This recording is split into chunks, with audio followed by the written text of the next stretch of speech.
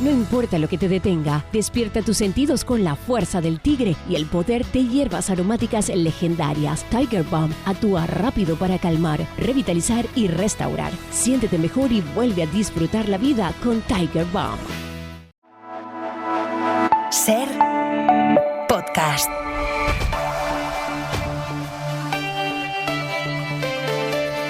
Después de que Irán haya rechazado una tregua parcial, Donald Trump lleva la tensión al límite, lanza su enésimo ultimátum y advierte de que ahora sí, que ahora la amenaza va de verdad. The entire country can be taken out in one night, and that night might be tomorrow night. Afirma literalmente que su ejército puede destruir el país en una sola noche y que esa noche puede ser la de mañana si no se reabre antes el estrecho de Hormuz. Estados Unidos, Nicolás Lupo, buenas noches. Hola, buenas noches. Como si fuera un juez, Trump también ha amenazado con pena de cárcel al periodista que filtró el derribo del caza estadounidense y ha descrito su rescate, el rescate del piloto, prácticamente como una hazaña heroica, ¿eh? Así es, la rueda de prensa ha tenido lugar a poco más de 24 horas de que se cumpla el ultimátum dado ayer para reabrir el estrecho de Hormuz. They have a period of, till tomorrow at 8 o'clock. Si mañana a las 8 no hay respuesta, Trump ha asegurado que bombardearán infraestructura esencial, como centrales eléctricas o puentes, aunque ha desestimado que ello podría constituir crímenes de guerra. Pero ha dicho que... In fact, the biggest problem we have in our negotiation is that they can't communicate.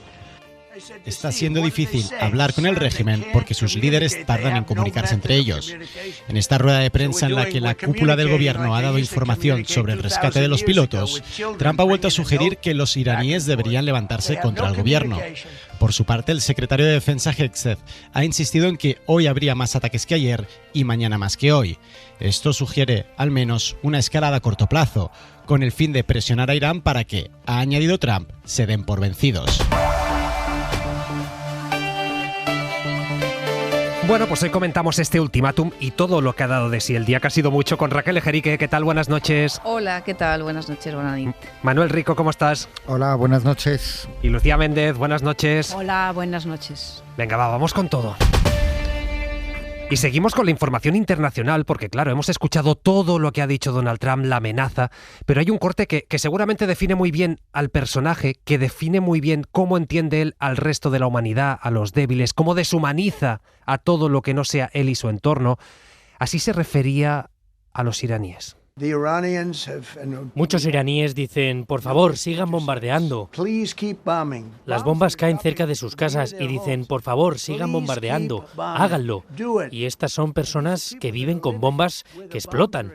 Y cuando nos vamos y no estamos atacando esas zonas, dicen, por favor, vuelvan. Claro, es el presidente de Estados Unidos, ni más ni menos. Ahora comentamos, ahora analizamos, pero para seguir completando el mapa geopolítico del día, el diario de esta guerra tan difícil de comprender desde la lógica, vamos a saludar antes de nada a nuestro compañero Nicolás Castellano. Buenas noches, Nico. Hola, Pablo, buenas noches. A ver, para no perdernos, vamos por partes. Por un lado, en las últimas horas, Israel ha bombardeado de nuevo el mayor yacimiento de gas del mundo, una planta que comparten Irán y Qatar, y lo ha hecho a pesar de haber prometido a Trump que no volvería a atacar esta infraestructura crítica. Y todo esto, Nico, mientras Netanyahu intensifica su ofensiva en el Líbano, matando a decenas de personas, que lo decías tú en la ventana, no podemos normalizar que estén matando a decenas de personas y volando por los aires pueblos enteros del sur del país. Sí, de hecho empezamos por esa última hora en el Líbano, Pablo, porque Israel ha emitido nuevas órdenes de evacuación a más de 40 pequeñas ciudades y aldeas en el entorno de Sidón, de Nabatie, en el sur del país, esa zona que Israel considera que es su zona de operación, es prácticamente el 15% del territorio del Líbano, y dicen en algunos medios locales que hay una nueva ola de desplazamiento, que hay muchísimos coches que están saliendo del sur del país en dirección a la capital, a Beirut, y más al norte del país. Así que el Líbano, donde ahí ha vuelto a atacar las tropas de Netanyahu, matando una veintena de personas, incluso en Beirut, ha sido uno de los objetivos principales, sigue con esa expansión, con esa ocupación del territorio, y como decías, el día empezaba con ese ataque de Israel que ha asesinado al jefe de la inteligencia de la Guardia Islámica y también bombardeaba, como decías, la planta petroquímica que es la más grande de Irán, y de nuevo ha atacado ese yacimiento de gas que es el más importante del mundo, y también en una zona muy cercana a una planta que opera con Qatar, un Qatar que, por cierto, se ha puesto en contacto también con Teherán, con las autoridades, para intentar que lleguen a un acuerdo y que paren la guerra, porque asegura que poner en duda estas infraestructuras críticas está poniendo en peligro a toda la región. Después, Nico, está la respuesta de Irán, que insiste en que no quiere negociar un alto al fuego parcial, sino el fin de la guerra. Advierte de que el asesinato de su jefe de inteligencia no supone ni mucho menos desarticular las fuerzas armadas del país. Y de hecho, hoy mismo el ejército iraní ha atacado instalaciones energéticas de Qatar y también ha seguido lanzando misiles contra Israel, Nico. Sí, lejos de lo que creían Netanyahu y Trump, Irán sigue resistiendo y hoy mismo en uno de los ataques con misiles a Israel ha matado a 4 personas en Haifa y de hecho algunos medios israelíes aseguran que están faltando esos misiles de interceptación y que ese es uno de los problemas serios que tiene ahora mismo el famoso escudo de hierro, escudo de acero de Israel, que cada vez más esas bombas y esos misiles de Irán están penetrando en el espacio aéreo israelí. Pero como dices, Irán a través de su ministro de Exteriores ha lanzado un mensaje claro a Netanyahu y a Trump. Ellos no quieren esa propuesta de alto al fuego temporal, quieren que se acaben los ataques y con garantía. Y es que, Pablo, está en el horizonte ese engaño a la comunidad internacional que ha puesto en marcha Trump y Netanyahu con ese supuesto alto al fuego en Gaza que incumplen prácticamente diario y que sigue matando a gazatíes. No solo los mata con las bombas, sino también con la privación de medicamentos o comida, como ha vuelto a denunciar en las últimas horas Médicos Sin Fronteras, que asegura que Israel está impidiendo el acceso a medicamentos a la población enferma dentro de la franja de Gaza. Así que Irán sigue demostrando esa capacidad de respuesta y también, recordemos, hoy ha vuelto a tocar esa media docena de países del Golfo que colabora con bases con militares estadounidenses en su territorio. Importante lo que dice Nico, porque efectivamente mientras Trump y Netanyahu nos tienen ocupados siguiendo toda esta evolución del conflicto de Irán, ahí está Gaza con todo lo que implica, con todas las carencias, con todo el sufrimiento. Y no podemos dejar de mirar ahí. Nicolás Castellano, gracias como siempre. Hasta luego, buenas noches. Un abrazo. Haysama Mira Fernández, buenas noches. Hola, ¿qué tal? Buenas noches. Él es el director ejecutivo del Centro de Estudios Árabes Contemporáneos.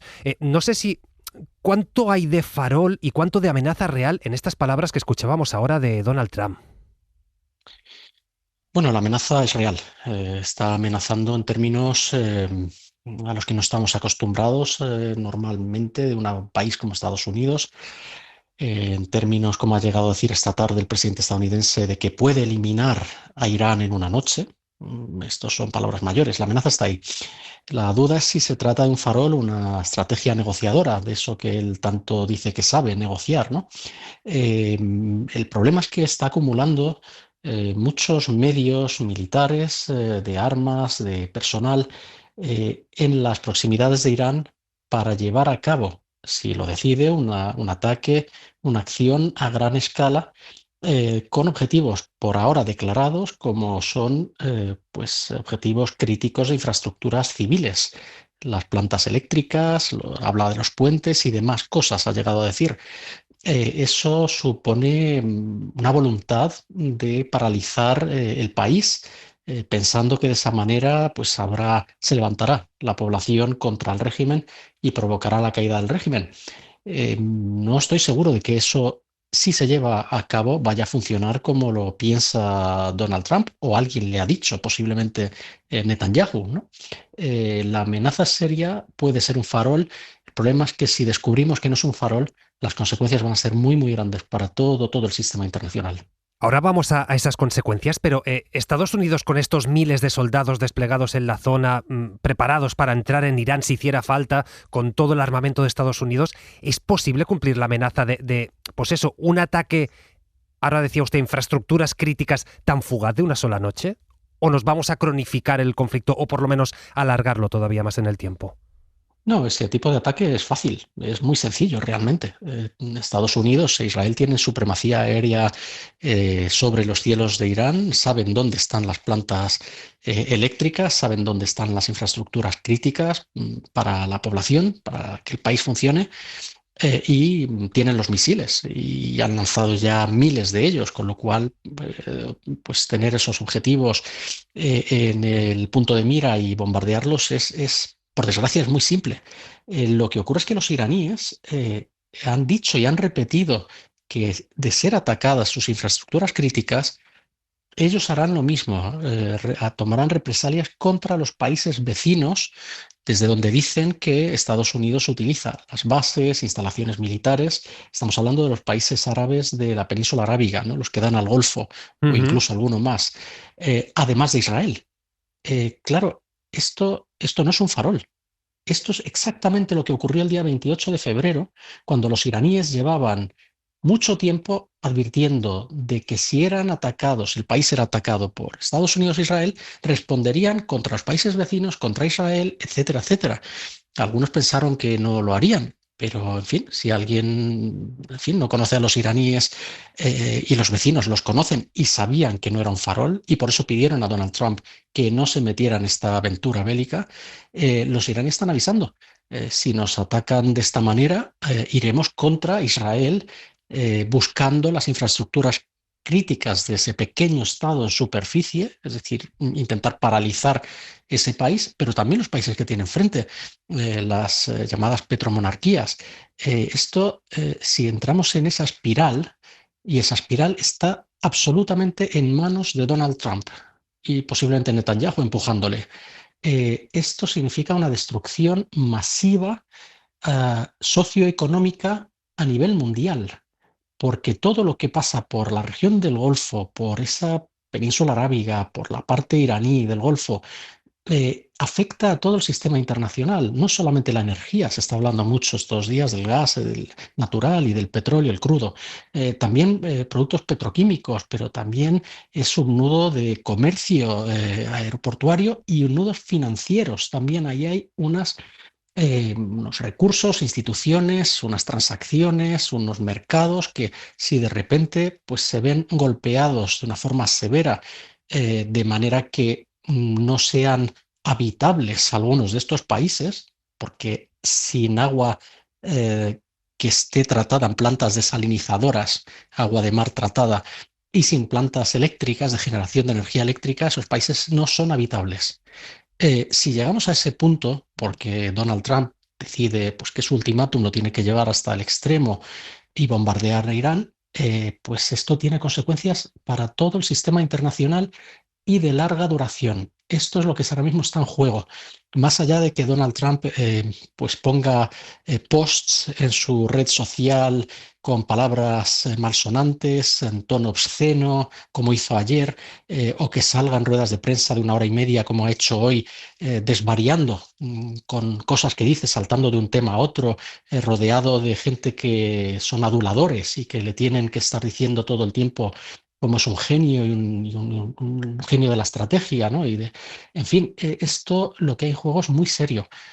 Vamos a ver qué queda todo esto en las próximas horas y ojalá no se materialice esta amenaza y que sea solo o bien un farol o una manera para buscar una negociación donde iraníes y estadounidenses puedan encontrar un término más o menos de compromiso y que puedan presentarse como más o menos victoriosos ante los suyos. Es muy difícil de llegar a ese punto y sobre todo hay un elemento que va a intentar impedirlo y torpedearlo como sea. Se llama Benjamín Netanyahu y es el gobierno de Israel, que está compuesto por integrantes extremistas que quieren que esta guerra lleve a la destrucción de Irán, no solo como régimen, sino como Estado y algunos incluso dirían como nación. Y esto, pues las consecuencias, pues yo es que no sé ni por dónde empezar a imaginarlas. Claro, de entrada, lo que nos está describiendo ahora usted es un desastre económico mundial y un desastre humanitario de proporciones enormes en la región. Y me dice, y veo difícil que esto se resuelva fácil porque tenemos un factor como Netanyahu. ¿Cómo se imagina? ¿Cuál es la salida más plausible que ve ahora mismo para este conflicto en el que nos ha metido Estados Unidos de la mano efectivamente de Netanyahu? Donald Trump se ha embarcado en una aventura, ya sabremos con el tiempo cómo fue la entrada de Estados Unidos en esta guerra. Si, como muchos piensan, fue empujado por Netanyahu, que llevaba décadas buscando que un presidente estadounidense le hiciera caso y se lanzara a esta aventura. Pero ahora mismo está acorralado. Donald Trump no está en una posición de fuerza por más que tenga el ejército más poderoso con los medios más devastadores que, como él ha dicho, puede eliminar un país en una noche.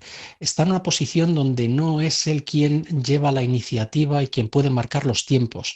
Irán está recibiendo golpes durísimos, una destrucción enorme en muchísimos ámbitos de su sistema político, de sus infraestructuras, industrias, está también atacando parte de su sector energético, petroquímico, pero Irán cuenta con ventajas que Trump no puede hacer nada al respecto. Cuenta con la ventaja del tiempo.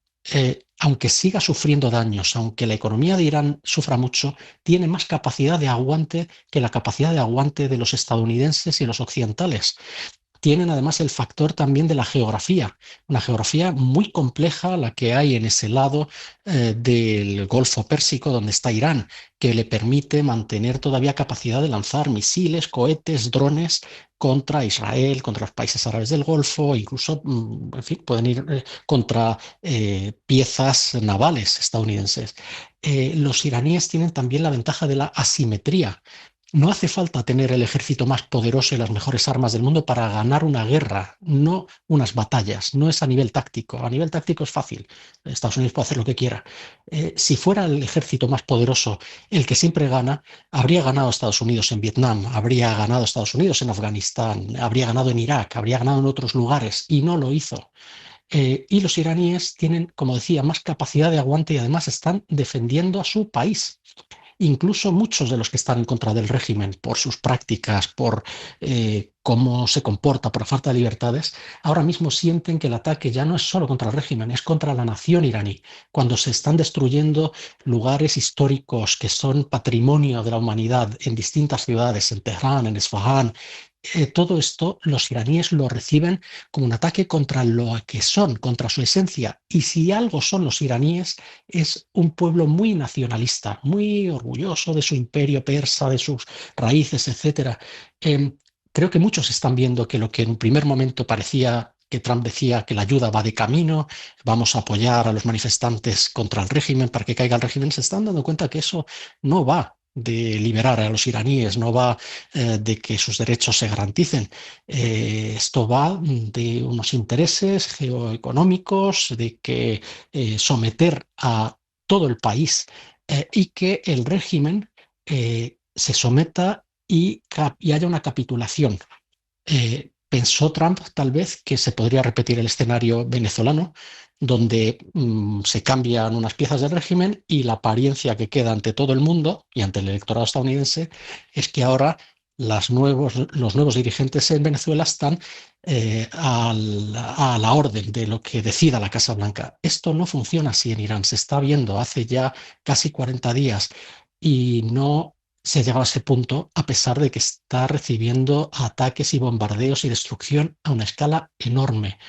Pero bueno, esto es lo que tienen las apuestas, que se hacen sin posiblemente consultar con quienes saben en Estados Unidos, sin consultar con los aliados, con una política de comunicación como la que lleva la Casa Blanca de Donald Trump, que parece más propia de un espectáculo, de un reality show.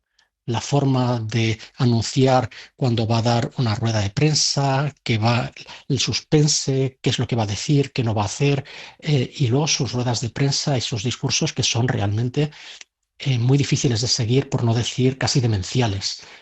Bueno, pues en este punto nos encontramos, muchos en el mundo estamos deseando que no se cumplieran los peores augurios.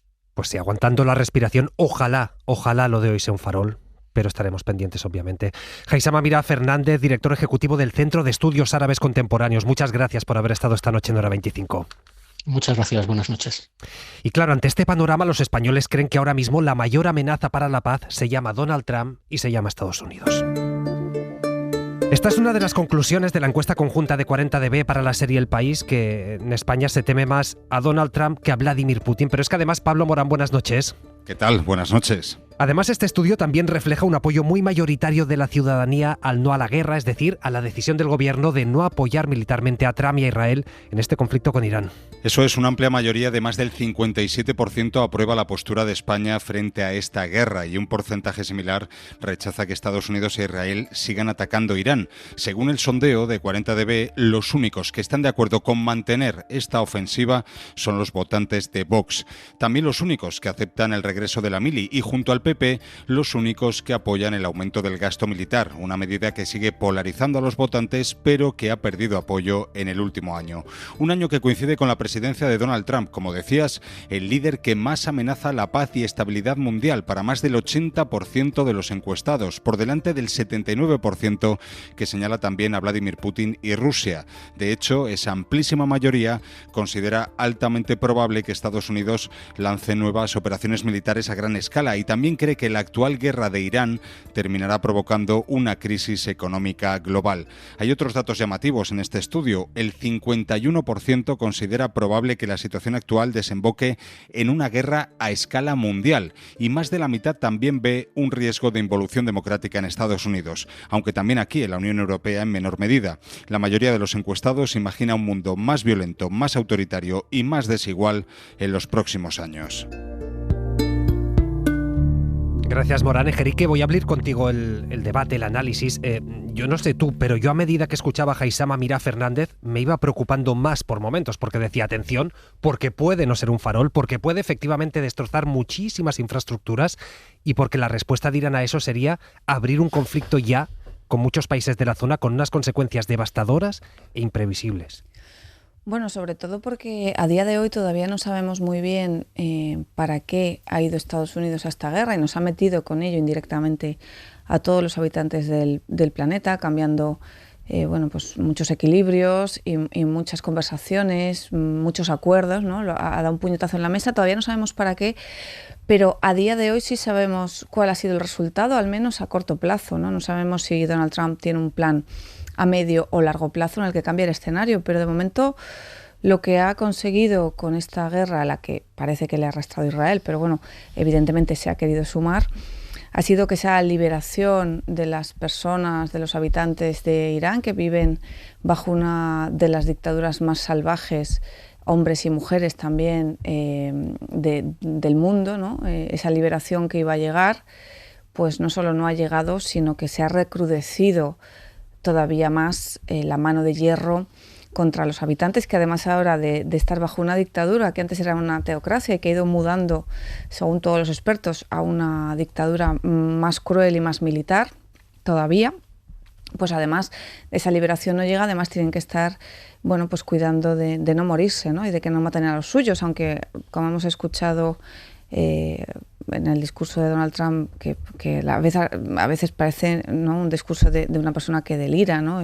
Según él están encantados de que les bombardeen, ¿no? Que yo creo que hoy, cada vez que uno escucha a Donald Trump cuesta más creer si es el meme o es la realidad. Otra de las cosas que no ha conseguido, desde luego, es ningún beneficio económico, no sabemos si para él, su familia o conocidos suyos, ¿no? Hay gente que se está lucrando, desde luego, con el vaivén de los mercados, pero la mayoría de los ciudadanos evidentemente no. Estamos pagando más cara la gasolina, hay mucha incertidumbre, el IBEX ha padecido, en fin, esa supuesta mejora para el mundo en el plano económico tampoco ha sucedido.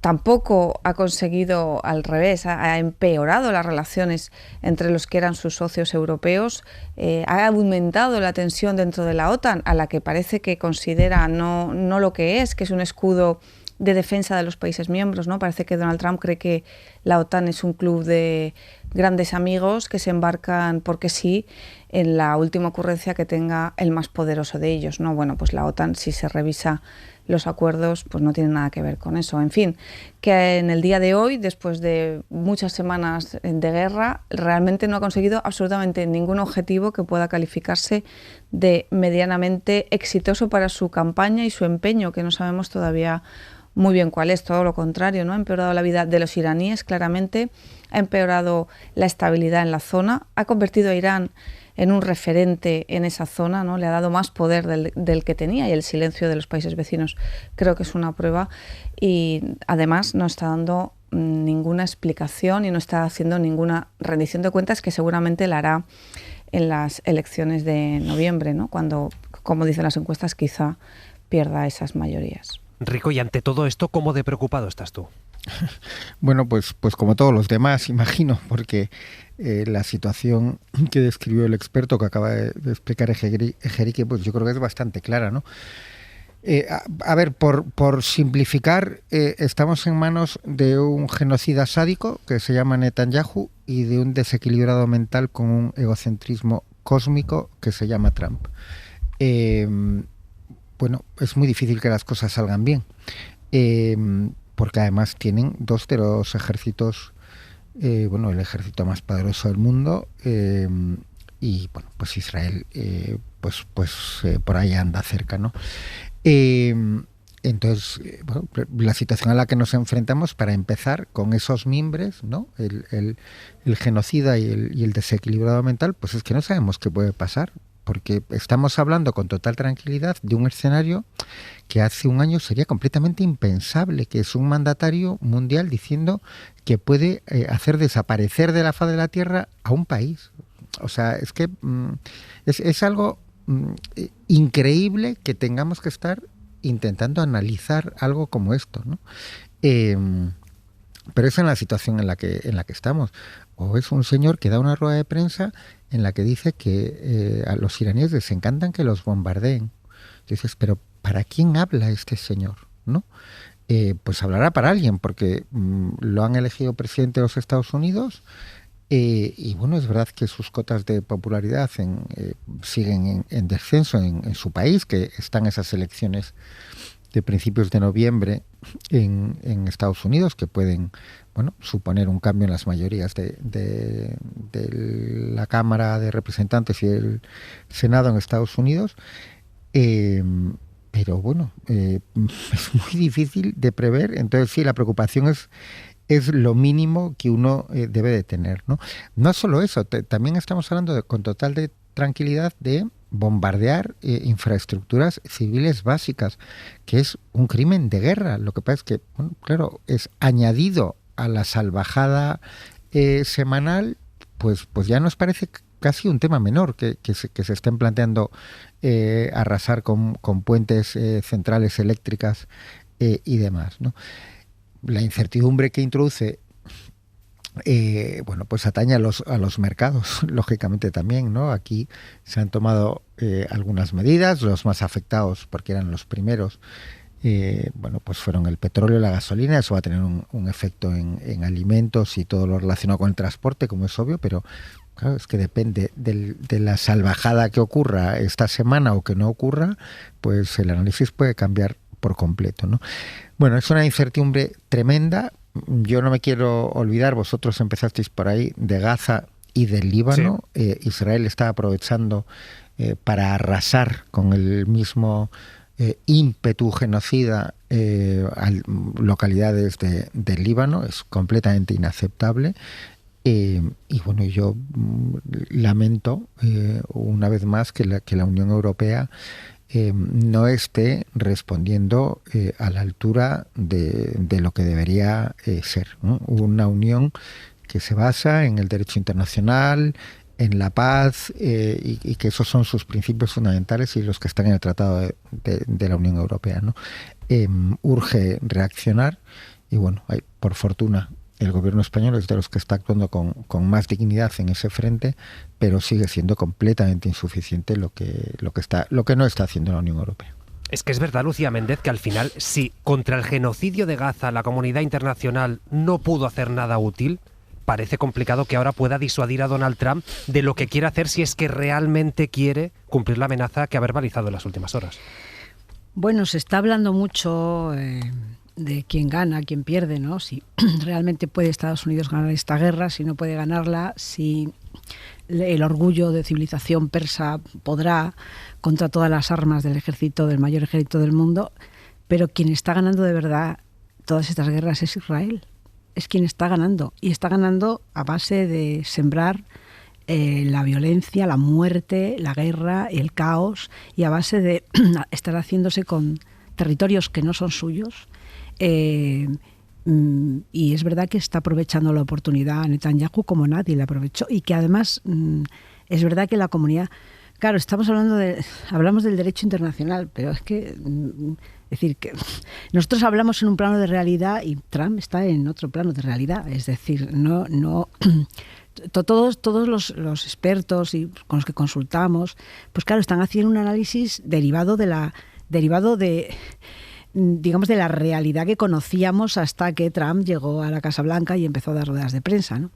La semana pasada, Emmanuel Macron, que como todos los líderes occidentales, pues muestra realmente su, casi diría yo, su desesperación, ¿no? Ante el hecho de no poder hacer nada con este señor. Dijo, lo que estamos viendo, le dijo a Trump, no es un espectáculo. Estamos hablando de paz, de guerra, de vida, de muerte, de hambre. Y le dijo, hay que ser serios. O sea que es una muestra de impotencia absoluta la que están dando, y por otro lado, comprensible. Es decir, ¿cómo no vamos a entender que nuestros dirigentes estén atónitos, ¿no?, ante esta posibilidad? Es más, bastante resiliente está siendo el mundo, porque realmente después de todo lo que ha pasado, las consecuencias todavía no son muy graves desde el punto de vista de la vida de cada uno, ¿no? Hombre, yo creo que además yo tengo mis dudas de que Donald Trump no esté ganando esta batalla, ¿eh? Yo, en fin, es verdad que Irán es mucho país, mucho Estado, mucha historia, mucha cultura, mucho orgullo, mucho nacionalismo, pero realmente han sucedido dos cosas en estos días que, aunque Trump sea todo lo que habéis dicho vosotros y aún más cosas, el ejército americano ha dado una demostración de poderío tecnológico brutal en esta guerra. El rescate del soldado que han rescatado en una cueva de Irán, arrebatándolo a los propios iraníes, que lo estaban buscando como locos y lo encontraron antes ellos, es una demostración de poderío militar importante, como lo fue el Mossad cuando hizo estallar los teléfonos de los dirigentes de Hamas. Y otra hazaña que está, en fin, asombrando al mundo es la misión Artemis, ¿no? Es decir, que la capacidad toda esa capacidad está en manos de una persona como Trump. Esta es la paradoja, yo creo, ¿no? Es decir, el mayor avance, los mayores avances y la mayor tecnología está en manos de un señor que es evidente que está dando muestras de no poder ni siquiera gobernarse a sí mismo, ¿no?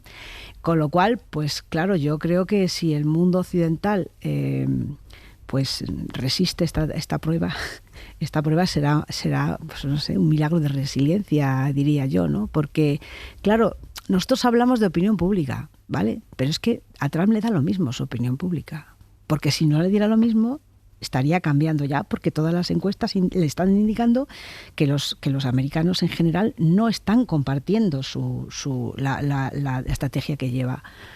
Con lo cual, claro, es muy difícil que nosotros podamos entender o podamos decir qué es lo que va a pasar, porque lo dijo Macron el otro día, un día dice una cosa y otro día dice otra. Claro. Da un ultimátum y luego no lo da. Claro, estamos pues al albur de lo que pueda decidir, pero insisto que el poderío del militar estadounidense es impresionante. Pues habrá que ver si efectivamente lo de las últimas horas es un farol o si se consuma la amenaza abriendo las puertas a un desastre todavía mayor, que ya es decir, que el que estamos viviendo estos días en lo económico, pero también en lo humano, sobre todo en lo humano. Vamos a hacer una pequeña pausa, son las 10:33, 9:33 en Canarias. A la vuelta volvemos a casa, volvemos a España y analizamos lo que ha dado de sí el arranque del juicio de la Kitchen.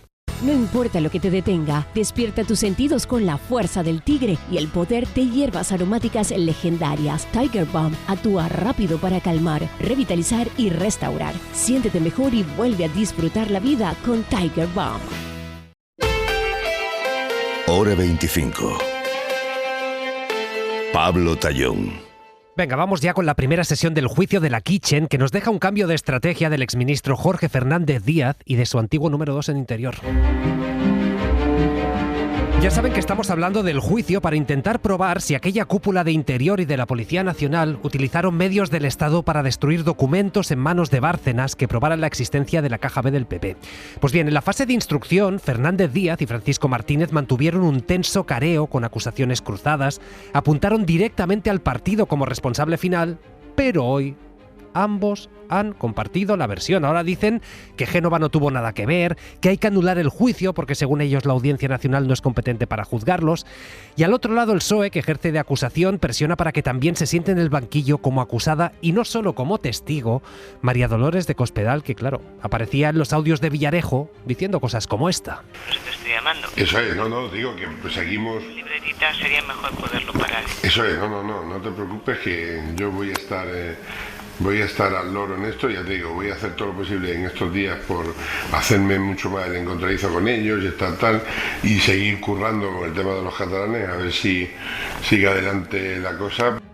Claro, ante esto la pregunta es, Miguel Ángel Campos, buenas noches. Hola, ¿qué tal, Pablo? Buenas noches. La pregunta es, ¿cómo de probable es que Fernández Díaz o los socialistas se salgan con la suya? Es decir, ¿cómo de probable es que el juicio o se declare nulo porque no toca en la Audiencia Nacional o que Cospedal acabe siendo acusada? Muy baja probabilidad. Los audios han sido certificados por informes policiales, así como el resto de pruebas. Tampoco parece que se hayan vulnerado sus derechos o que no exista conexidad con la raíz del procedimiento, por lo que todo apunta a que las nulidades reclamadas por Fernández Díaz y Martínez serán desestimadas. Tampoco parece que tengan expectativas de éxito las reclamaciones del PSOE, que pide la nulidad y que se tengan por investigados a Cospedal y a su exmarido en base a los audios que no fueron tenidos en cuenta durante la instrucción.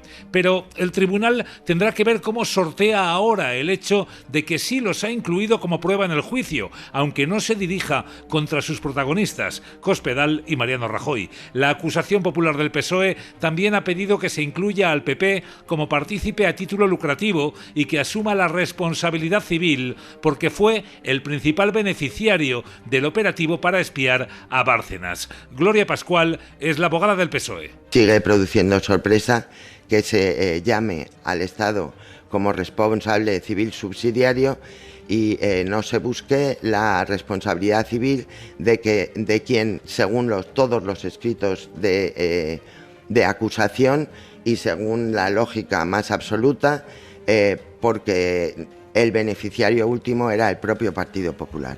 El tribunal también tendrá que analizar el resto de motivos de nulidad alegados por las defensas. Tampoco tienen altas probabilidades de éxito. Oye, Campos, y más allá del relato de hoy hay algo que puede sorprender a mucha de la gente que ahora nos esté escuchando, y es que claro, en 2026 estamos juzgando unos hechos de los que tuvimos conocimiento en 2018, hace 8 años.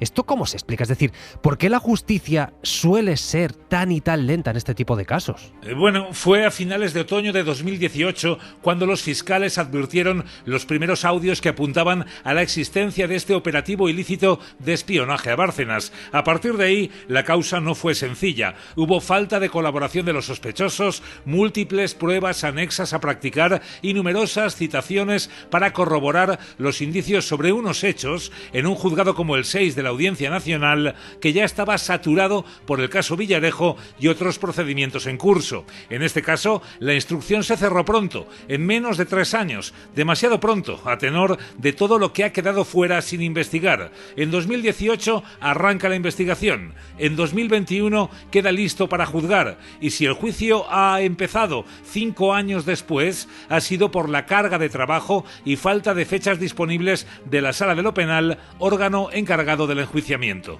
Esto ha sido hoy, pero es que mañana arranca el juicio de las mascarillas, el juicio del caso Ábalos, Koldo, Cerdán, en el que se les acusa de cobrar comisiones durante la fase más cruda de la pandemia a cambio de adjudicar contratos de mascarillas. Isabel Vega, buenas noches. ¿Qué tal, Pablo? Buenas noches. Hablamos de un caso que afecta de lleno a personas de la máxima confianza de Pedro Sánchez, que ocuparon puestos también de máxima responsabilidad. Isa, las pruebas que se analizaron en la fase de instrucción fueron muy contundentes, muy contundentes. No sé si tenemos alguna intuición de qué estrategia van a seguir ellos y también el presunto comisionista Víctor de Aldama, pues para intentar defenderse. Pues Ábalos parecía al inicio que iba a desmarcarse de su asesor, pero a lo largo de estos meses de instrucción no han ido al choque. Ellos niegan las acusaciones y se centran en desmontar a Aldama, pero no se atacan entre sí. Ambas defensas tienen cierta coordinación, han celebrado alguna reunión conjunta para temas como los interrogatorios de los testigos, pero las fuentes consultadas hablan de un delicado equilibrio. La clave es que no en todos los hechos tienen el mismo nivel de implicación y sin grandes rupturas sí puede haber algún desmarque que otro durante el juicio en temas como la contratación de la que era novia del exministro o en los salvoconductos que conseguía Aldama en el ministerio para mover a su gente durante la pandemia. Los dos se juegan mucho. Anticorrupción pide 24 años para Ábalos y 19,5 para Koldo, que las acusaciones populares se elevan a 30 años de cárcel. Esto decía el fiscal jefe en el Supremo. José Luis Ábalos no ha opuesto a este relato una alternativa, unos hechos, un relato propio coherente que permita desvirtuar estos graves indicios. También en aquella comparecencia, que fue de la que salieron Ábalos y Koldo camino de prisión provisional, se refirió a Aldama. Su situación es distinta porque delatarles e incriminarse le ha valido rebajas por colaborar con la justicia. Tiene además menos delitos, así que su horizonte es de 7 años de prisión. Aún así, su defensa entiende que el premio por colaborar debería ser mayor y pide más atenuantes. Será en la fase de informes, al final del juicio, cuando se desvele si Anticorrupción mantiene los 7 años que pide para él o solicita menos. Dependerá, sobre todo, de lo que declare en el plenario. Gracias, Vega Campos. Ahora vuelvo contigo. Abro, Lucía Méndez, el análisis, porque claro, los indicios son durísimos contra la cúpula de Interior por todo lo que supone, pero después está la pregunta: ¿esto se pudo hacer sin el aval de Rajoy, de Cospedal? Luis Bárcenas este fin de semana os decía en El Mundo: la operación Kitchen era imposible sin el conocimiento de las altas instancias del PP. ¿Tú crees que era posible? Bueno, el señor Bárcenas en su momento pudo haber contado si realmente hubiera tenido, digamos, pruebas o indicios, o lo hubiera confesado. Primero confesó una cosa, luego confesó otra, y al final decidió no acusar para arriba, ¿no? Esto ha pasado casi siempre, ¿no? En España, casi en todas las corrupciones, ¿no? La investigación se ha quedado en los que estaban en el banquillo y teóricamente no ha escalado más desde el punto de vista penal. Pasó en los GAL, pasó en los fondos reservados, ha pasado en muchas ocasiones, no es la primera vez. Evidentemente todo lo que conocemos, los hechos que conocemos a propósito de la llamada Operación Kitchen, son suficientemente graves como para que seguramente las personas que están en el banquillo, pues es muy probable que sean condenadas, porque hay simplemente porque los propios policías han hecho de testigos de cargo, ¿no? Y han confesado cosas que hicieron sus jefes, ¿no? Y por eso están en el banquillo el exministro del Interior y el secretario de Estado de Seguridad.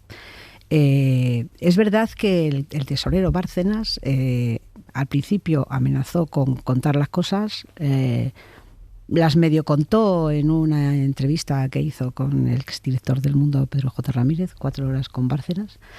Bueno, y al final él no apuntó hacia arriba, ¿no? La situación que se vive esta semana, que es una cosa verdaderamente paradójica, ¿no? Muy paradójica lo que está pasando, porque el juicio que hoy empieza, la operación, a propósito empezó, creo que fue en febrero de 2009, cuando detuvieron a Paco Correa. Ese fue el primer acontecimiento, digamos, de lo que luego fue posteriormente el caso Bárcenas y la Gürtel y todas sus derivadas, ¿no? 2009, imagínate. Y mañana o pasado empiezan a juzgarse cosas que tuvieron lugar en el 2020. Es decir, que de nada sirvió que hubiera una condena contra los responsables de Gürtel, que hubiera una moción de censura de responsabilidad política que tumbó a un gobierno por el tema de la corrupción, que obligó al presidente del gobierno a dejar la Moncloa como responsable político, en definitiva, de todos esos acontecimientos, porque no sé cuántos años después seguimos hablando de prácticas parecidas. Que esto es lo que verdaderamente entiendo que a la ciudadanía, a mí misma, me produce muchísimo estupor, ¿no? Que no se aprenda, que no aprendan. Es decir, no sé si dentro de 10 años habrá otros que hagan exactamente lo mismo. Ojalá que no. No, pero es que esto es bastante incomprensible, ¿no? O sea que, porque claro, aquí la corrupción se ha pagado, ¿eh? La corrupción en España se ha pagado. La pagó Felipe González y la pagó Rajoy. el que más, porque le echaron de la Moncloa por eso, y la está pagando el gobierno de Pedro Sánchez, cuyos número dos están en este momento, uno en la cárcel y otro, pues, en fin, que ya estuvo, ¿no? Con lo cual, yo creo que efectivamente esta semana se está produciendo, digamos, unos acontecimientos que deberían llevar a reflexionar todos, ¿no? A propósito de qué es lo que pasa, porque claro, además afectan a los dos grandes partidos, ¿no? Que además están sobreviviendo a la creación de otros partidos pequeños, ¿no? Claro. Que también es una cosa paradójica como para comentar, ¿no? Pues ahora seguimos reflexionando sobre esto con Rico y Ejerique, pero es que me parece interesante porque está saliendo el tema de los dos partidos, que saludemos a Adrián del Pozo. Buenas noches. ¿Qué tal, Pablo? Buenas noches. Para ver cómo lo leen las formaciones. Hay que decir que la dirección actual del PP intenta desmarcarse de todo aquello, dice que forma parte del pasado y de hecho para desmarcarse los populares, Adrián, incluso evitan poner la mano en el fuego por Rajoy o por Cospedal. Dicen que eso en todo caso que lo decidan los jueces. Se ha intentado hoy el PP zafar del juicio a la Kitchen y también de apoyar explícitamente a sus ex número 1 y ex número 2, es decir, Rajoy y Cospedal. Preguntado Juan Bravo si cree en su inocencia, evita mojarse. Yo no soy el juez ni el responsable para decir quién es inocente y quién es culpable. Lo que tenemos que hacer es dejar trabajar a la justicia. Se desliga también el PP del exministro Fernández Díaz, imputado en la causa. Fuentes del partido señalan que ya no es militante, pese a que en ningún momento el partido ha anunciado la resolución del expediente de suspensión temporal que le abrieron en 2021. Los populares intentan pues desviar el foco también hacia el juicio del caso Mascarillas, que empieza mañana y que afecta al PSOE. Sobre ese sí tienen una posición clara, sobre la Kitchen no tanto. El caso de las mascarillas parece claro que es dinero de todos los españoles, ¿no? Y hemos visto que están implicados muchos políticos. Es sencillo. No hay mucho más que decir, o sea, eso es una realidad. Y en lo otro, repito, que los jueces decidan. Lo otro es el juicio de la Kitchen. Desde el PSOE, estrategia parecida, pero al contrario. Sacan pecho de su actuación en el caso Mascarillas, de la expulsión de Ábalos del partido, y la contraponen a cómo actúa el PP. Ángel Víctor Torres. El Partido Socialista apartó inmediatamente a quienes estaban afectados y lo propio debiera ser el Partido Popular, cosa que no hace, ¿no? Fuentes del PSOE aseguran que la Kitchen es la mayor vergüenza de la democracia y señalan a Feijóo por llevar, dicen, 4 años al frente del PP sin pedir ni dar explicaciones por los casos de corrupción. Ricos, son casos deleznables, pero no sé si comparables. Bueno, a ver, yo creo que en cualquier caso de corrupción, cualquier caso donde se roba a los ciudadanos €1, es deleznable, ¿no? Y aquí al final hay una parte, pues que obviamente, aparte de todo el juicio moral y demás, que hay un robo de dinero a los ciudadanos, ¿no? Por lo tanto, desde ese punto de vista sí son comparables. Desde ese punto de vista, pero luego hay otros muchos puntos de vista que no lo hacen comparables, y algunos han salido aquí, ¿no? Y algunos de forma asombrosa.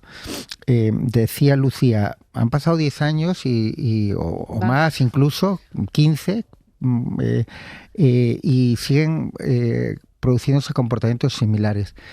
Y es cierto, quiero decir, y podríamos tirar más para atrás, ¿no? Bueno, la propia Lucía ha citado casos del gobierno de Felipe González. Pero,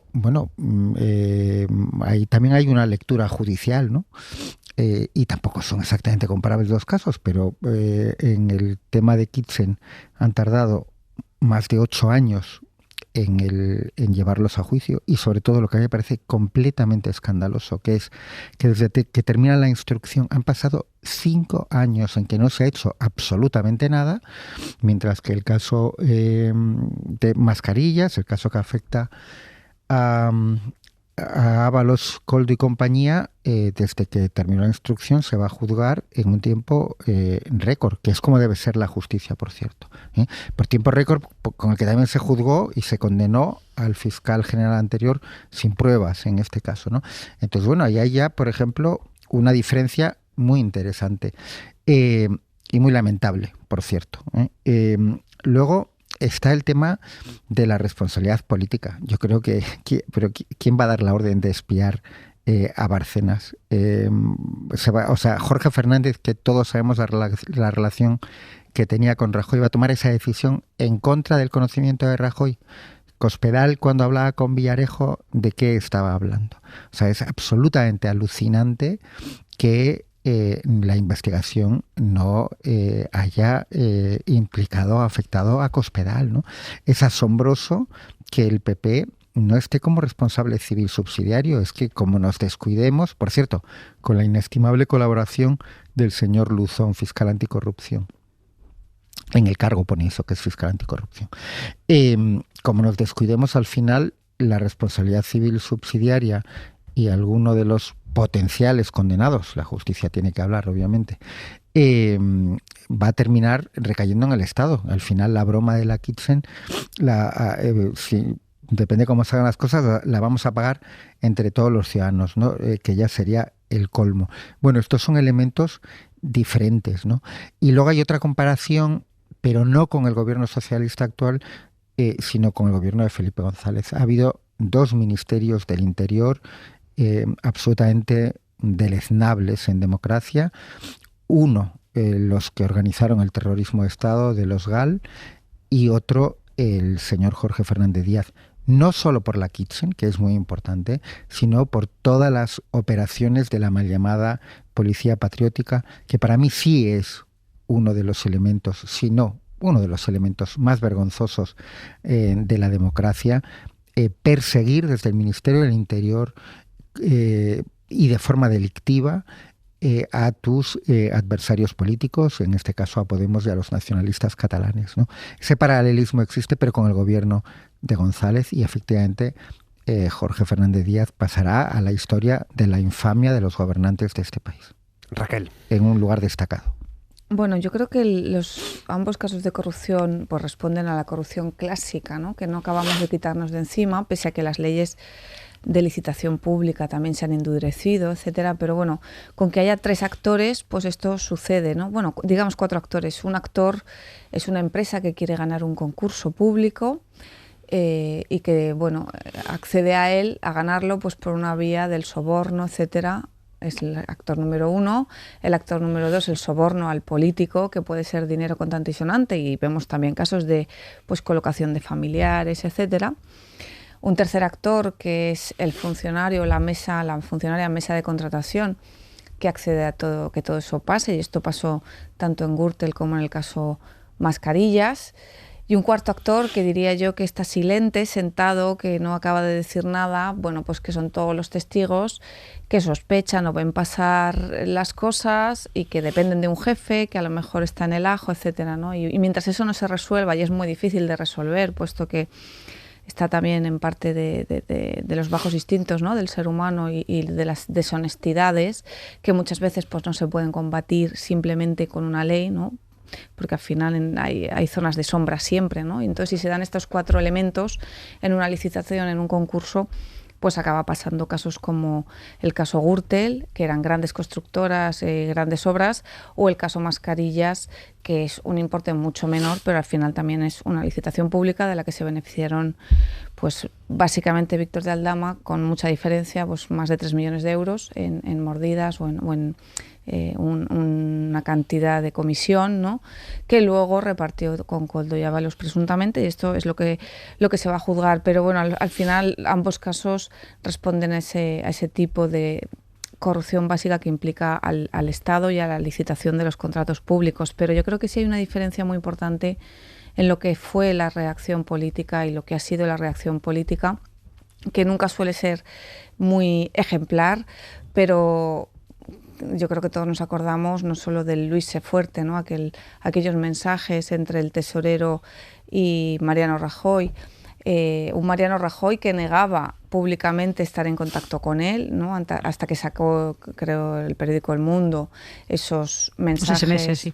Entre ellos, ¿no? O sea, una mentira bastante relevante para un dirigente político, o aún más escandaloso para mí, aquel salario que siguió cobrando ya imputado Luis Bárcenas de 21.000 euros mensuales, el no finiquito anuales, en diferido, la indemnización en diferido, por esa supuesta indemnización en diferido totalmente fuera de la legalidad, con despacho, con coche oficial, etcétera. O sea, una persona que estaba ya imputada por todo aquel escándalo que, como dice Lucía, yo también comparto, en que el Partido Popular lo pagó en las urnas, lo pagó en escaños, etcétera. Pero no olvidemos que la reacción política fue muy distinta. No es lo mismo echar a alguien del partido o pedirle el acta de diputado, etcétera, que dejarle un salario de más de 21.000 euros anuales. Y en ese sentido yo creo que hay una diferencia bastante importante, y quiero pensar que si al Partido Popular le volviera a pasar esto, algo tan grave, quiero pensar que no lo haría exactamente así, ¿no? Que algo han aprendido los políticos, y es que, bueno, pues que hoy en día con la cantidad de información que hay, etcétera, pues es más difícil. Luego veo otros casos que no comportan dinero, pues por ejemplo el caso de Móstoles, y me quedo alucinada, ¿no?, de que el Partido Popular a veces siga insistiendo en que el rey va desnudo, que el rey va vestido cuando en realidad va desnudo. Yo creo que eso es muy diferente. Y como decía Rico, del caso Kitchen hay algo que es muy estremecedor, y es que uno de los síntomas de que uno está en una democracia es la igualdad de trato en general, pero también la igualdad de trato en cuanto a las fuerzas y cuerpos de seguridad del Estado. Saber que la policía está para protegerte, y si no lo hace va a haber alguna consecuencia, ¿no? En el caso Kitchen, que esta semana, bueno, están saliendo, acaba de empezar, pero veremos y escucharemos audios, es escalofriante pensar que la policía, que está para defender y para asegurar el Estado de Derecho, no solo no lo estaba haciendo, sino que respondía a órdenes políticas, y que estaba pues haciendo todo tipo de tropelías, ¿no? Y eso pues nos retrotrae a épocas que no son de democracia, ¿no?, sino pues a la época de Franco, donde había barra libre y donde se podía actuar contra quien quisieras con total impunidad. Pues vamos a seguir hablando en las próximas semanas. Después recuperamos, Lucía, porque nos vamos a la publicidad. A la vuelta también miramos hacia el futuro, miramos las encuestas, miramos hacia la Luna, porque ¿dónde está ahora el cohete? ¿Dónde está Orión? Pues ahora se lo contamos. No importa lo que te detenga, despierta tus sentidos con la fuerza del tigre y el poder de hierbas aromáticas legendarias. Tiger Balm actúa rápido para calmar, revitalizar y restaurar. Siéntete mejor y vuelve a disfrutar la vida con Tiger Balm. 11:02, 10:02 en Canarias. En la cadena SER, Hora 25. Pablo Tallón. Y en menos de 2 horas, la nave Orión de la NASA va a perder temporalmente la comunicación con la Tierra antes de hacer historia. Marina Fernández, buenas noches. ¿Qué tal, Pablo? Buenas noches. Los 4 astronautas, de hecho, ya han hecho historia, porque esta tarde se han convertido, nos lo contabas tú, en los que han llegado más lejos en la historia de la humanidad. Pero es que esta madrugada, sobre la 1:45, van a alcanzar el punto más lejano de esta misión. Van a poder observar como nunca la cara oculta de la Luna. Y ante esto, Marina, doble pregunta. La primera, ¿qué esperan encontrar? ¿Qué esperan documentar? Y la segunda, ¿cuándo se espera que vuelvan aquí a la Tierra? Pues lo que están haciendo es recopilar una enorme cantidad de información inédita sobre la Luna para prepararnos para el siguiente objetivo de la NASA, que es establecer allí una base permanente, volver a la Luna para quedarnos. Ahora mismo están recogiendo datos, haciendo fotos, anotando, grabando sus impresiones, como esta que ha compartido la primera mujer en ir a la Luna.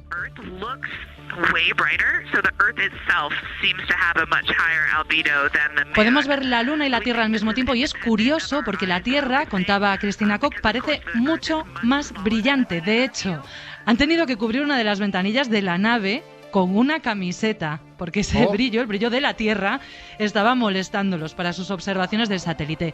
Son apuntes, anécdotas de un vuelo histórico por la cara oculta de la Luna, viéndola como nunca la ha visto nadie antes, para enviar después todas esas imágenes, esas grabaciones, esas notas a la NASA para su análisis, porque es en esa zona del satélite donde esperamos alunizar en 2028 para establecernos, entre otras razones, por la cantidad de hielo que se espera que acumule esa cara oculta. En la Luna, en algunos cráteres hay toneladas y toneladas de decenas, incluso centenares de toneladas de agua, ¿no? Pero claro, es muy difícil extraerla. Hay que estar allí y tenemos que tener unos métodos geológicos y métodos industriales de extracción. Esto va a llevar tiempo, pero va a ocurrir. Y luego ese hidrógeno y ese oxígeno del hielo va a servir también como un combustible para ir a Marte o incluso más allá, ¿no? Como explica el especialista Jesús Martínez Frías, geólogo planetario y experto en meteoritos y astrobiología, esto sería algo así como una gasolinera espacial. Los astronautas de Artemis II llevan más de la mitad de su misión. La tripulación tiene previsto amerizar frente a la costa de San Diego, en aguas del Pacífico. Pablo, aproximadamente a las 2:07 de la madrugada, se calculó ahora mismo, del viernes al sábado. Pues tenemos toda la semana para seguirlo. Marina Fernández, un abrazo. Hasta luego. Hasta ahora. Y hasta ahora, como siempre, la ropa para mañana. Jordi Carbó, buenas noches. Jordi Carbó. Pues mientras recuperamos a Carbó. Ahora sí, Jordi. Te iba a preguntar, estabas mirando la Luna, claro, lógico, normal, como todos. Estaba mirando la temperatura en el lado oculto de la Luna, ¿sabes? ¿Qué dices? Frío debe hacer. Que está por debajo de los 150 grados bajo cero. Dios mío. Hace un poquito de frío ahí. Aquí también viene aire fresco, pero no os tanto, vamos a espero. recomendar. No tanto, no tan bajo como en la cara oculta de la Luna. Pero bueno, se ha acabado el veranillo que tanta gente ha disfrutado durante sobre todo la segunda mitad de la Semana Santa. Se acaba y nos deja algún récord, varios récords de hecho entre Asturias y Cantabria. De hecho, en el aeropuerto de Santander se ha superado en 2 el récord anterior de 2011, 33 grados prácticamente de máxima. En el Cantábrico y el Mediterráneo de momento no se notarán demasiados cambios, continuará este ambiente prácticamente de verano con mucho sol, pero sí que ya va a cambiar en el resto de la península con muchas nubes y ya con algo de lluvia esta noche en las provincias que limitan con Portugal. Será entre mañana por la tarde y la noche cuando la lluvia ya se extenderá por la mitad oeste de Castilla-La Mancha, de Castilla y León, en toda Extremadura, gran parte de Andalucía. A última hora también alcanzará a la Comunidad de Madrid, de momento sin grandes acumulados de agua, pero cuidado también porque el viento va a ir ganando protagonismo también sobre todo en la mitad oeste de la península. Pues a guardar la manga corta, a buscar otra vez el paraguas. Carbó, gracias. Que vaya bien. Y a prepararse también para el regreso de la Champions y de Manu Carreño al larguero, que llega y media. ¿Cómo estás, Manu? Hola, ¿qué tal, Pablo? A ver si hay que sacar el paraguas mañana en el Bernabéu. Manga corta, manga larga, bufanda, abrigo, a ver qué toca. Vaya. Mañana empiezan las eliminatorias de cuartos de final de la Champions en el Bernabéu. Real Madrid, Bayern de Múnich, con la incógnita de Harry Kane, aunque todos apostamos a que el inglés va a jugar, y con el último gran asalto que tiene el Real Madrid en esta temporada contra los alemanes. El objetivo, meterse en semifinales. Y para el miércoles, el duelo entre españoles, entre el Atlético de Madrid y el Fútbol Club Barcelona. Luego la previa, escucharemos a Vinicius y a Arbeloa, que han hablado esta mañana, y por la tarde ha hablado también Kompany, el entrenador del Bayern. Y además, te cuento muy rápido, Pablo, que ha terminado la jornada número 30 en Primera División. Le acaba de ganar el Girona 1-0 al Villarreal. Ha marcado en propia puerta Pau Navarro en el descuento de la primera parte. 3 puntos importantes para los de Michel. Y en segunda, Castellón 3, Granada 2 y Sporting 1, Real Sociedad B 0. Con todo ello, a las 11:30. Pues lo analizamos entonces. Abrazo, Manu. Adiós, otro. Hasta ahora. Y antes les contábamos la encuesta de 40DB para la serie El País sobre geopolítica, pero es que también hemos preguntado sobre política nacional y hay un titular llamativo, y es que Vox parece que empieza a frenar. Que no sabemos si es fruto del seguidismo a Donald Trump, incluso en cuestiones que perjudican a España, si es por la crisis interna que atraviesa, si es solo un bachecito, pero el caso es que tras meses y meses de ascenso continuado, la extrema derecha se estanca y cae 1/10 respecto a marzo, aunque eso sí seguiría fuerte como tercera fuerza en el Congreso. Guillermo Lerma, buenas noches. ¿Qué tal, Pablo? Buenas noches. Los otros dos grandes titulares es que el bipartidismo coge algo de oxígeno, tanto el PP como el PSOE crecen, y que ni el desgaste de Vox ni tampoco el ascenso de los socialistas impedirían que Feijóo y Abascal juntos sumaran mayoría.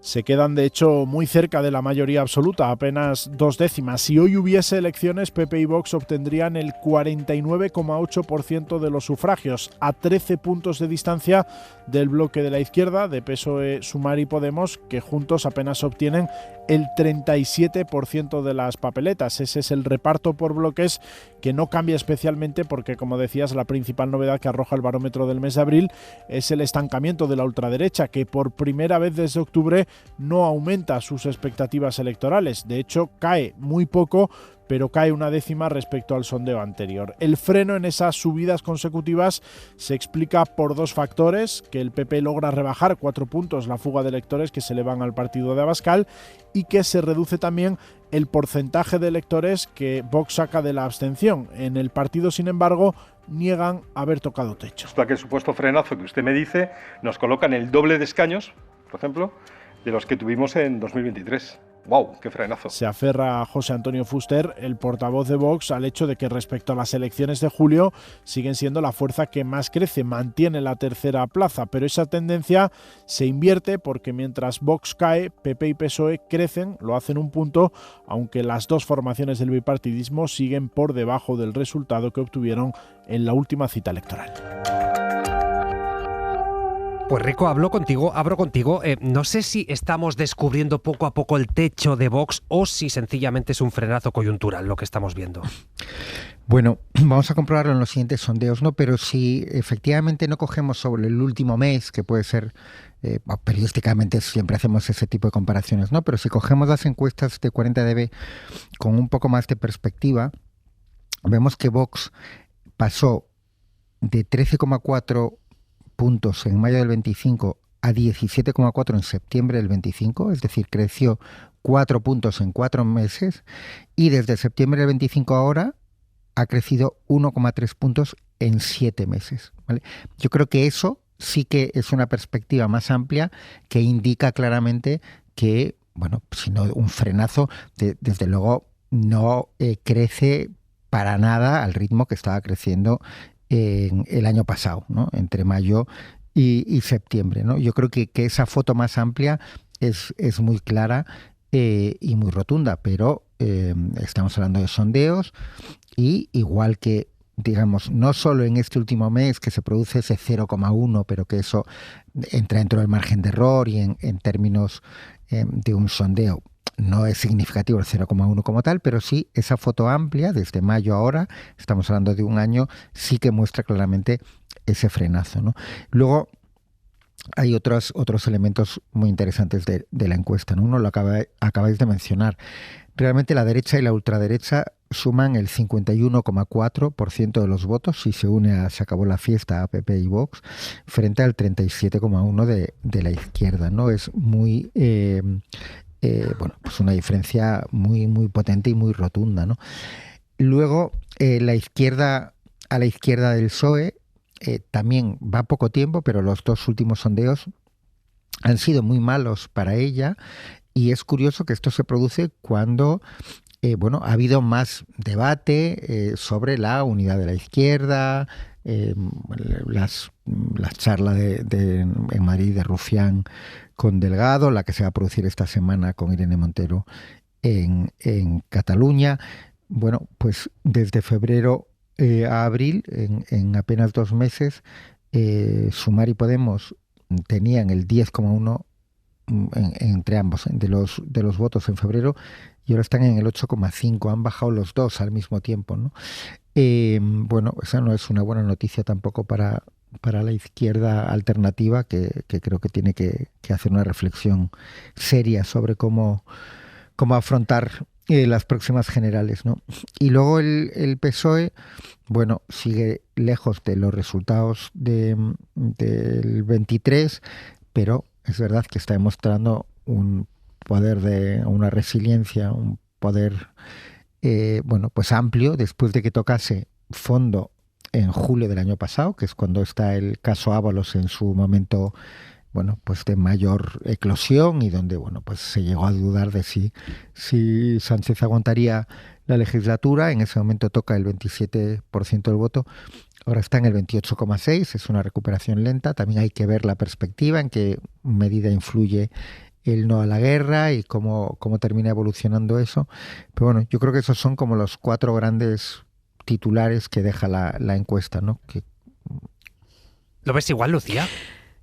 Pues mira, afortunadamente no vamos a tener que esperar mucho tiempo para saber si Vox ha tocado techo o no lo ha tocado, o es coyuntural, porque tenemos unas elecciones en Andalucía que son las que van a dictaminar efectivamente si el partido Vox sigue su escalada, si le arrebata la mayoría absoluta a Juanma Moreno, o si realmente sigue, porque claro, cualquier cosa que digamos ahora, si el resultado del partido Vox en Andalucía es muy bueno, pues bueno, tendríamos que revisarlo, ¿no? Sí, porque el estado de ánimo... Lucía, porque no es lo mismo las autonómicas que unas generales, y estás comparando con el resultado de hace 4 años. Claro, pero fíjate que estamos en este semestre, estamos analizando el panorama electoral teniendo en cuenta elecciones autonómicas. Es decir, el estado de ánimo de los partidos políticos españoles está determinado por este ciclo electoral que acaba en Andalucía, y luego ya veremos, porque luego ya quedará un año para las generales. Pero de momento todo lo que estábamos diciendo de Vox tiene que ver con la escalada que llevaban las elecciones autonómicas, que en Castilla y León, aunque aumentaron en su porcentaje, como ya estaban muy altos, pues eso de alguna manera el ánimo se frenó, ¿no?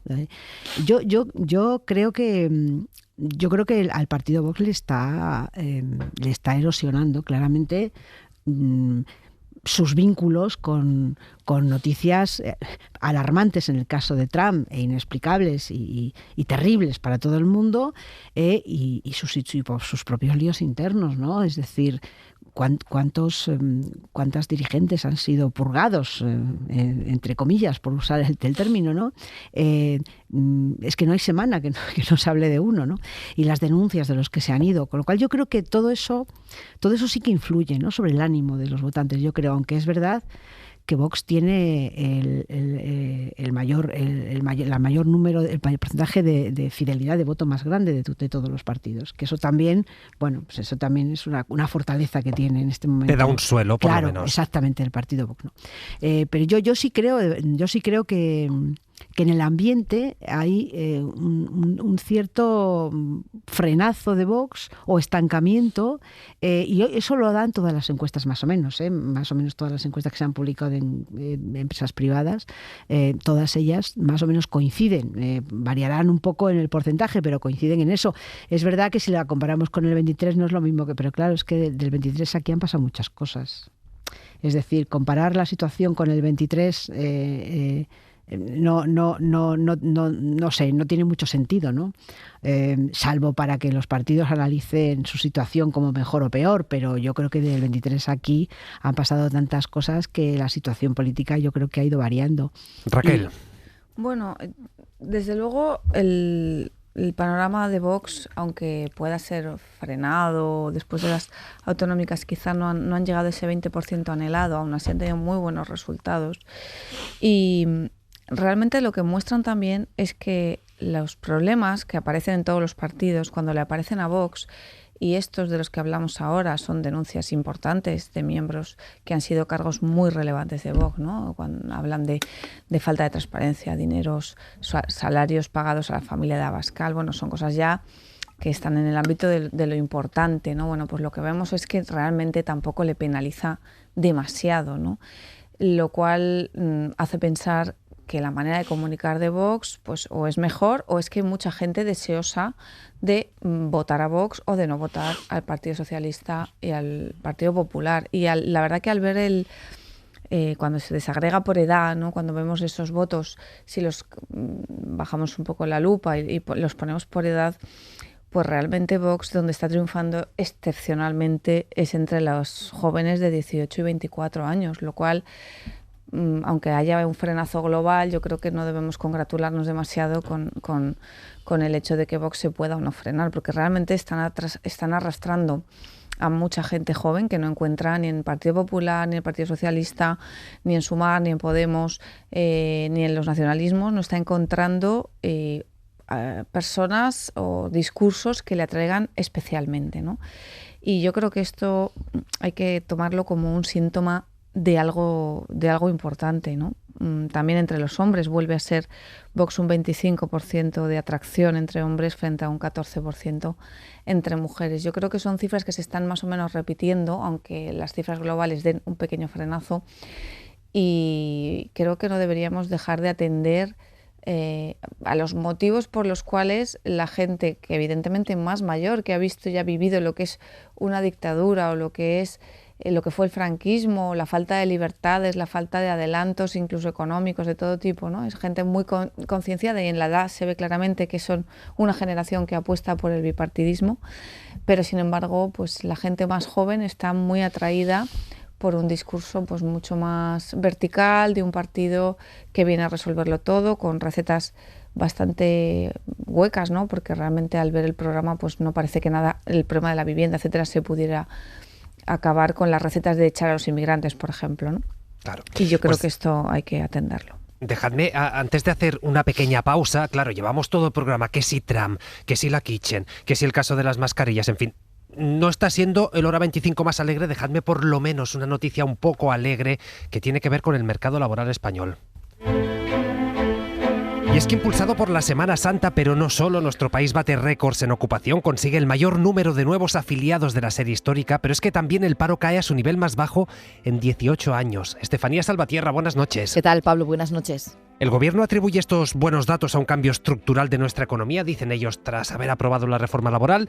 Un gobierno, eso sí, Estefanía, que hoy ha celebrado 22 millones de afiliados, a pesar de que para llegar a esta cifra hay que jugar, podríamos decir así, un poco con la estadística. El mercado de trabajo sumó en marzo 211.000 cotizantes, su mejor marca hasta la fecha, y deja a la Seguridad Social rozando los 22 millones de afiliados. Una cifra que celebraba el propio Pedro Sánchez en su perfil de X, saltándose el embargo y publicando el dato antes de las 9 de la mañana. Por primera vez, España alcanza los 22 millones de afiliados y afiliadas en alta en la Seguridad Social.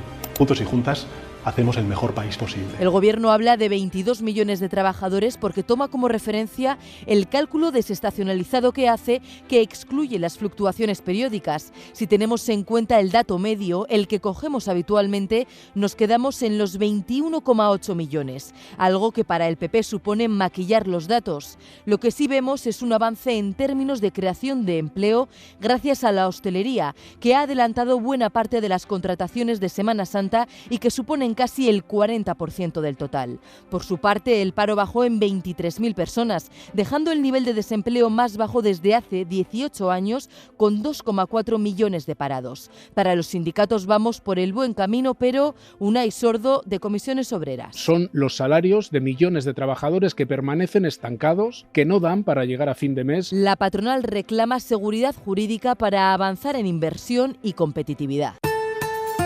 Hora 25. Pablo Tallón. 11 y 23, 10 y 23 en Canarias. Vamos a ver si el freno de Vox se refleja, como decía Lucía, en las andaluzas, que también van a medir si la crisis de los cribados pasa o no factura al gobierno de Juanma Moreno Bonilla. Hoy en la SER les estamos contando el caso de Anabel, que es una mujer con cáncer, después de que durante un año no se le informara de una mamografía dudosa. Ella hace medio año reclamó a la Junta algún tipo de compensación por todo lo que ha supuesto esta negligencia. En este tiempo la Junta no le ha contestado, ha ido dejando que pase el tiempo, hasta que han expirado los 6 meses que marca la ley y, claro, esto solo le deja el camino de los tribunales. Pues bien, María Eugenia Vilches, buenas noches. Hola, buenas noches. Ya tenemos la primera reacción del consejero de Salud, que normaliza que casos como el de Anabel, pero también casos de por lo menos 160 mujeres que también han reclamado, terminen en los tribunales, con todo lo que esto supone para estas víctimas, que seguramente lo último que tienen son ganas de enfrentarse a un proceso como este. Sí, a la pregunta de por qué la Junta no ha dado respuesta a la reclamación de Anabel, que fue una de las primeras mujeres afectadas por los cribados, lo que la obliga a terminar en los tribunales, Antonio Sanz, el consejero de Sanidad y Emergencias de la Junta de Andalucía, ha dicho que la prioridad son las mujeres, pero que la Administración andaluza resuelve según procedimiento y además tiene derecho a defenderse, a lo que ha añadido que parte de esas reclamaciones ya han sido tumbadas en vía judicial. Bueno, es que existe un procedimiento y cabe todo tipo de posibilidades. El ciudadano también tiene derecho a poder ir a los tribunales a reclamar. De hecho, pues ha habido noticias recientemente de cómo se han archivado una buena parte de las denuncias planteadas y ya veremos qué ocurre con la totalidad de las denuncias, ¿no? Y lo que ha aparecido es que ya se habían archivado de las 14 denuncias 9. Por lo tanto, bueno, también, lógicamente, la Administración tiene derecho a defenderse. Sanz no ha querido ceñir al momento actual las denuncias de la crisis de los cribados. Ha dicho que el SAS ha tramitado reclamaciones ahora y antes sobre retrasos y errores en la detección del cáncer de mama. A todo esto, María Eugenia, no sé si la Junta ha llegado nunca a cuantificar exactamente cuántas mujeres se han visto afectadas por esta crisis de los cribados y exactamente qué es lo que falló, es decir, por qué tantas y tantas quedaron enterradas en un cajón. Sí, la Junta llegó a cifrar en un primer momento en más de 2.317 las mujeres afectadas. Fue cuando nuestra compañera de la cadena SER Andalucía, Mercedes Díaz, destapó esta crisis de los cribados. Entonces Moreno Bonilla dejó caer a la entonces consejera de Salud, Rocío Díaz, cesó a varios de los cargos de confianza del programa de detección precoz de cáncer de mama en el Hospital Virgen de Rocío, donde inicialmente circunscribieron el problema, pero luego se demostró que era una situación generalizada que se había dado en otros centros de Andalucía y siguieron apareciendo casos. El presidente de la Junta nombró entonces a Antonio Sanz como nuevo consejero de Sanidad y anunció un plan de choque que se ha ejecutado. Las primeras demandas se presentaron en junio de 2025, en 2 meses hará un año. AMAMA, la asociación que ha acompañado y que representa a las mujeres afectadas, va a interponer mañana las primeras denuncias por falta de respuesta ante la Junta de Andalucía. Me quedan 30 segundos, Rico, pero una reflexión rápida sobre esto que nos acaba de contar María Eugenia. Bueno, pues a ver, por supuesto que la Administración tiene derecho a defenderse, faltaría más, como dijo el consejero de Sanidad, pero andaluz, pero también tiene la obligación de tratar a las ciudadanas, en este caso, como corresponde. No lo hizo inicialmente, cuando hubo una grave negligencia como mínimo para no entrar en temas penales, y no lo está haciendo ahora, no respondiendo con razonamientos sólidos a la demanda planteada en este caso. Veremos qué pasa. 30 segundos, Lucía. Bueno, no conocemos el caso concreto de esta mujer. Desde luego, no sé exactamente qué es lo que puede llevar a la Junta de Andalucía a no atender esas reclamaciones. Me parece que el coste que puede pagar por no hacerlo es mucho más alto que el que pagaría, creo yo, si atendiera la reclamación. Pero, en fin, no conocemos los detalles del caso tampoco concreto, ¿no? Lo seguiremos. Claro, si realmente tiene derecho a esa indemnización o no, no lo sé. Punto y 25. Soledad Gallego Díaz. Las próximas horas suenan a un horrible tic-tac en el reloj. El presidente estadounidense Donald Trump asegura que esta vez sí, que esta vez el ultimátum es definitivo. Son horas terribles para multitud de ciudadanos iraníes que no saben exactamente qué hacer. Salir de las ciudades en las que viven es refugiarse en pequeñas poblaciones, huir de las pequeñas poblaciones y buscar refugio en los barrios más atestados de habitantes de las grandes ciudades, quedarse donde están y esperar que una vez más este ultimátum termine sin resultados prácticos. Sea como sea, el estado de ánimo de las poblaciones iraníes es cada minuto más agitado y triste. No se sabe muy bien lo que sucede en el ánimo de las poblaciones norteamericanas. ¿Saben realmente lo que está a punto de ocurrir? ¿Les importa realmente o están más afectadas por el final de la misión espacial Artemis II? Todo es posible. Quienes siguen aterrorizados por su futuro inmediato son las pequeñas poblaciones del sur del Líbano y del sur de Gaza. Allí ya no hay duda sobre el futuro. Decenas de pequeñas poblaciones del sur del Líbano, por ejemplo, saben que tienen que huir de sus lugares de residencia inmediatamente, bajo amenaza de bombardeos destructivos. Son días terribles para todos ellos, con muy poco consuelo. Punto y 25.